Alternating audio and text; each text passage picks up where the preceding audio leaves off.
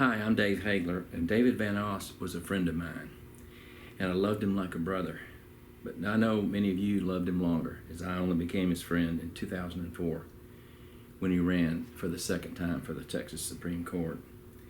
On July 4th, 2010, David wrote an article on the Rag blog entitled Notes from a Texas Patriot. Though strained with hypocrisy, the vision of the Declaration of Independence has inspired millions.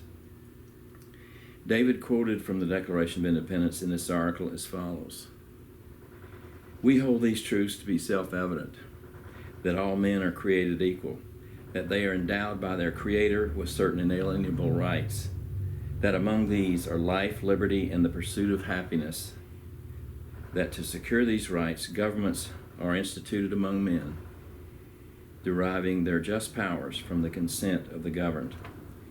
David commented on the equality of all humanity that the Declaration reached for, but did not include, as being what he called hypocrisy, as follows: "The conception of the vision was stained with hypocrisy from the beginning, most especially by the Continental Congress's submission to the evil of slavery.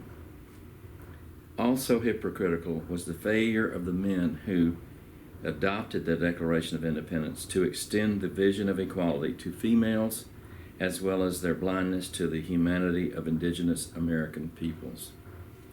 However, David did not dwell on its shortcomings, but its challenge to each new generation to make it better, saying, "The image of human rights, equality, and democracy described in the words of the Declaration has always given us a shining goal toward which to train our sights, and toward which ultimate realization each generation is charged to progress further than the generations that came before."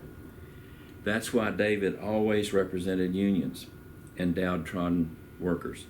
That's why he ran for the Texas Supreme Court in 1998 and again in 2004, and for Attorney General in 2006. And I think I'm safe to say that's why he was a Democrat. I wasn't always a Democrat, I admit that. But I became one on December 28th, 2003, when I put an op-ed in the Abilene Reporter-News announcing that I couldn't stomach the rationale given by the Bush-Cheney administration for the invasion of Iraq, that is, that Saddam Hussein had weapons of mass destruction, and that Saddam had some kind of connection with the 9/11 mastermind, Mohammed Atta. All our intelligence services knew by then that these two justifications were not true. The only WMD that Saddam had was the sarin gas that we had given him to use against Iran in 1995. And I've saved the picture of Donald Rumsfeld, who later became Bush II's Secretary of Defense the second time he served in that job, standing with Saddam in 1995 after then President Reagan sent him over to Iraq to arrange our gift to Saddam. And now even Rumsfeld's Wikipedia bio admits the WMD rationale was not true. And our intelligence services already knew by December 2003 that Mohammed Atta was not meeting in Prague with Saddam's intelligence director at the time that was claimed, because they had a motel receipt showing him staying in a motel in Virginia at that very same time. These were lies, and Bush and Cheney knew they were lies when they told them. But this is not about me, not about Bush too, or even Rumsfeld. It's just the reason why I switched to the Democratic Party on December 28th, 2003, and announced that I would be supporting Governor Howard Dean for president in 2004, as he was then the front runner for the Democrats. And 3 days later, I went down to the Democratic Party chairman's office in Abilene and filed to serve as the precinct chair for them.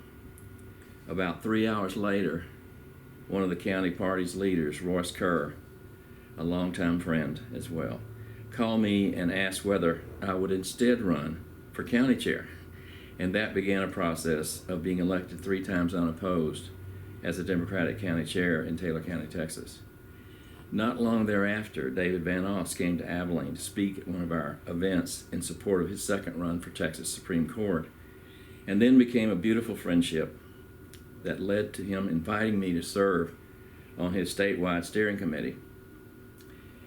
At one of these meetings in Austin, David had us all go around the table and introduce ourselves, except for me.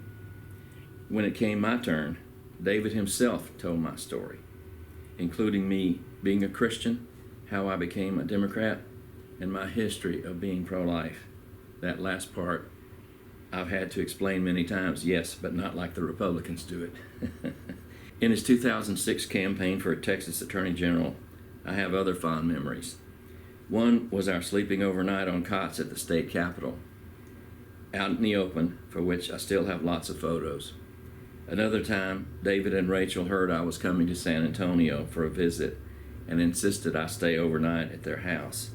Another time, David called me and said if he won, he wanted me to come to be one of his section chiefs in the AG's office. And I was interested in doing that. But I was appointed a judge in May of that year before the election, and the rest is history. Including keeping up with David and Rachel on Facebook and otherwise, and was, of course, sad to hear he got cancer, but proud of all his fights that continued even after then for the little guy in many disputes.